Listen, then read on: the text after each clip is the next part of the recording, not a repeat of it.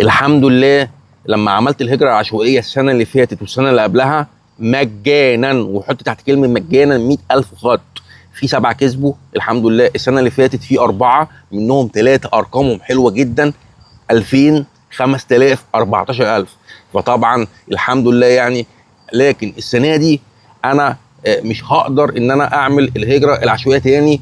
للناس ما عنديش وقت خالص ليها.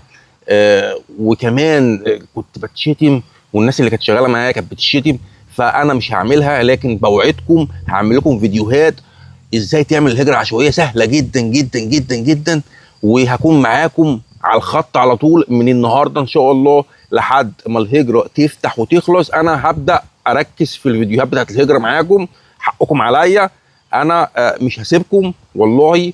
هعمل لكم فيديوهات سهله جدا بسيطه جدا ازاي تعمل الهجره لنفسك، مش محتاجه حد خالص، قسما بالله سهله جدا وبسيطه جدا يعني. وبالتوفيق لكم جميعا باذن الله. وهوبا ادي يا عم، السلام عليكم.